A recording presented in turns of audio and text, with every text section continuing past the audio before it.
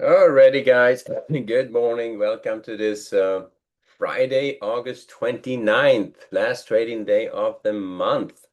And okay, so we got weakness going into the morning. It's going to be a profit-taking day or not, who knows? But it's definitely looks like there's some weakness going into the session here. Now we also have news this morning. Before I get into it, we have international trade at 8:30. They've had that personal income number, PCE index, inflation read. That could be a market moving event. Retail wholesale inventories. And then at 9:45 we get Chicago PMI, and at 10 o'clock we get consumer sentiment. So we got some news going on this morning: 8:30, 9:45, and 10. Now the personal income number is obviously the biggest piece of news come out there. If that's a surprise, at least a surprise to the upside, I think the market gets a bit weaker. But if it's a surprise to the downside, I think the market stays pretty much where it's at and potentially just keeps going. So that's how we get started this morning on the news side of things. On the ES, as you can see, we're backing off a little bit. We had a potential move out of the middle starting, but I think at this point it's going to be questionable. It's not over yet, put it this way. If they can't extend today, then yeah, it's over. But if they, for some reason, extend up here to above that 65.20s, then we are back on track for in the move out of the middle to the upside. So we'll see. Right now, it looks like they're reverse retesting 64.95, the breakout point, and well, a little bit below it, but so a little bit below it, but the reverse retesting, and if they start trading below, I would say, let me see here. The breakout point 65.05, 64.90, 64.90. They're pretty much there, though. I mean, it's pretty. If they trade below this area, the 64.90s, we are pretty much back in this lower range again. So they can't get a lot weaker than that. Then we are back in that lower distribution again, the 64.70 being the attractor. The lower area, 64.40 and 50s, that's your low volume area on the downside. If that comes out, bets are off. I think we can head all the way down to 6400, maybe lower at that point. You never know a day like this. You know how it is. We've seen it 100 times. They grind to the upside, and then suddenly you have the elevator down. One day they actually just they reverse like 2 weeks of progress just in a day. But it's we're starting off range bound. I would start off with maybe slight bias to the upside as long as I hold the 64.90s. If they take out the 64.90s, I would just be back range bound in this lower range. Watching that, still looking to buy down to that 64.40 and 50s, these two support areas. But if 64.40 comes out, I'm going to be back on the short side and see if how far they can retrace it. At that point, I think we may have something bigger going on here. You can also potentially be a little bit more aggressive on the short side if they start taking out the 64.80s, the yesterday's day session low. Maybe include the 70s. So these two support areas, but if they both come out, and we're looking at early weakness, you may try a short trade and see if they can run it all the way down to the 40s. Could be a nice setup. It's always kind of difficult to take those because it's market is usually moving pretty hard, and it's you don't have a lot of great opportunities to get in. You have to kind of buy a pullback, intra bar pullback, or a small pullback aggressively to get on that trade. You never know when it actually stalls, in which case then you get stuck. So anytime you trade like that, you have to have a reasonably tight stop and then be prepared to get stopped out or shaken out if it gets too volatile. So that's always a difficult one, but the momentum to the downside, and it's at a pretty good clip to start taking out that 64, 70, and 80 support areas. I would be probably trying a short trade and see if you can run it down to the 40s. Still technically looking to buy against these support areas, so I'm just looking at early weakness still. Below the 40s, that's when I really shift my bias to the short side and start thinking about, okay, there's something bigger going on here. I'm going to try to really stay on the short side of this. All right. So that's how we get started on the way up, looking for shorts against the 65.10s, 65.20s, but not very aggressively. I think as long as they lean towards long side of the market, not going to be very aggressive on those shorts. They could still be developing, but it's, as I said, not going to be super aggressive on those. And key thing, so the key thing, watch that 64.90s. If that holds, we're still leaning long. Below that one, if you take out that 470 and 80s, I would start looking at the potential short trade for running it all the way down to the 40s. Maybe that early weakness is going to turn into a little bit more than that. It is the last trading day of the month, so we can see some profit taking today. We can see a lot of whipsaws as well, so let's be aware of that. So that's how we get started on the ES. Looking at the Nasdaq and the bonds.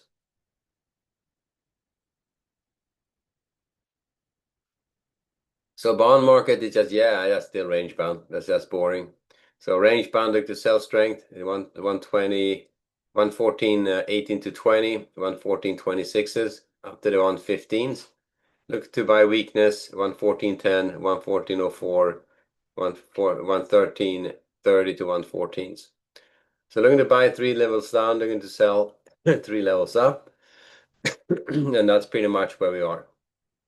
So range band bonds, it's actually not point of even showing it. I did roll it to the December expirations. We are trading Z25 on bonds right now. It rolled today. So trading in December on bond. Wow, hey, Mihail, you caught an overnight trade, right? That's pretty freaking good. That slide is like, yeah.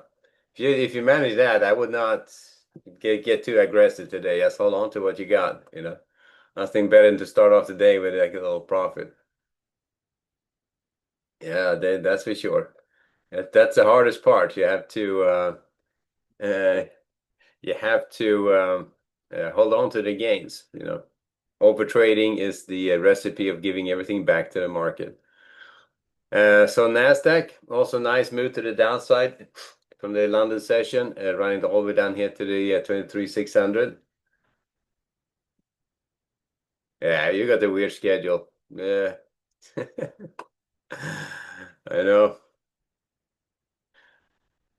Anyway, so that's a good trade, though. That's a great way to start the weekend, especially a long weekend. So, and remember, it's a long weekend. So if you haven't paid attention, Labor Day is on Monday, and if you have a half trading day, so I'm not going to open the room on Monday. It's going to be back on Tuesday. So as you know, Labor Day on Monday. So anyway, on the Nasdaq, a pretty good retracement on that guy as well. I would still lean long. They're back reverse retesting this volume edge here at the 23,600s. Now if that comes out, so I would give it the 620s and the 570, 580s for rotations back up again. If they trade below that 80s, I think we lost that edge. We are right back in this lower range. And then I would watch this area, the mode here at 400s. So if they start trading below the 400s, I think that's where we got, then we have the shift bias to the downside on NASDAQ. So still looking to buy against support initially at the 620 and the 580s. Below that, I'll take off the long bias. Still looking to buy against the 540s, 480s down to that 430, 420 to 430s. Below 430s, bets are off. But again, same as on the ES, below that 530s, you can try a short trade if it breaks lower, see if they can run it all the way down there. On the way up, if they hold these two support areas and start trading back up, looking for shorts against the 650s, 690s up to that 730s, potentially 760 and the 800s as well. As long as they stay on the long side, I'm going to be a little bit less aggressive on them. But there's still potential short setup there. They're not quite in the move out of the middle to the upside. It's in the move out of the middle from this distribution, but not quite making new highs. So I would look for that potential reverse retest at 620. So the 620s and the 580s, excuse me, 580s. And if both of them comes out, then yeah, then we have backed off too far for this move to be able to sustain itself. So that's the Nasdaq. Still staying on the long side. Yes, to get started, but it's pretty quick on shifting that back to range bound if we can't hold the line here. But that's a pretty good move to the downside on the Nasdaq. That is a pretty sweet move. And I'm watching it. I'm looking at this. They haven't been. This is a lower highs. So it's a lower highs all the way down here. So I would not be surprised if we get another leg lower on this one. It looks to me like it's a little bit of profit taking going on right now. And then finally, oil and gold. Finally, oil and gold. Oil, just flat out range bound, which is absolutely boring. So looking to sell strength, 64.40s, 64.60s, 65 even. Looking to buy weakness, 64s, 63.50s down to that 63.30s for rotations back up. So 3 levels up, 3 levels down. They're trading in a range. That's trade oil as a range bound market right now. So not much to say about that guy. Gold, we're starting off still with a bias to the upside. They're still it's holding the range here. So unless they really start backing off, we are pretty much in a good spot on gold to take this higher. Let me see my capital flow on gold. So gold is right up here against this upper area. So they are right here, but they can potentially get right into this thin line and head up to the 3500s. So gold traded from the long side of the market. We are definitely in the move out of the middle to the upside. And so far they have been extending. Here you can see the 1, 2, 3 days in a row. So move out of the middle started down here at the 33.95s. So there we have it. So staying on the long side on gold, not going to be super aggressive on the short side since we are in the move out of the middle. So looking to buy weakness at this point. So looking to buy against that 34.64, 34.58, 34.55, 54, 48, down to the 42s. I would say below these two support areas, the 40, 48, 49s, and the 43, 44s, these two support areas, if they come out, I would be taking off my long bias and going back range bound. So we'll see. At this point, they have not quite extended a lot in the overnight. A couple of ticks, I'm not going to count as an extension, but we'll see. If they keep extending, we'll just be staying on the long side of the market, staying in that in that move out of the middle mode. So looking to buy weakness on gold. At this point, see 64s, 57, 64s, 58s, 54s, 49s, and the 44s for rotations back up again. And these two support areas, the 44s and the 49s, they come out. We take off the long bias and go back range bound. All right, so that's gold.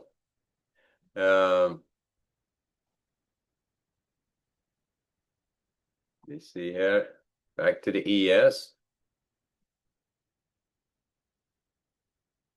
And so far kind of holding where we left it, but this is like a big rundown here. Stall, sideways, sideways, sideways. It's always this like almost setting up for another leg lower, almost. So the E is not quite lower highs, more range bound. NASDAQ is setting up with lower highs, so I'm thinking that it could be another leg lower coming, but we'll see. We'll let this play out here, and then we'll take it from there. So. But news this morning, about 10 minutes, we get the first piece of news at 8:30 at your PCE. That's going to can change everything. So we'll see how that comes out first and shake out. Yeah, it is 5:20 a.m. my time. Yep, I'm Pacific time right now. So early. Anyway, that's why I sound funny every morning because I'm getting up at 4 a.m. in the morning and getting started is always a hassle. Anyway, guys, so good trading and good trade there, Mihail. I would just hold on to my gains for the weekend and call it today. Just go do something fun on a Friday. Anyway, good trading, guys. And I will see you back at 11:30 for the next update. All right, later.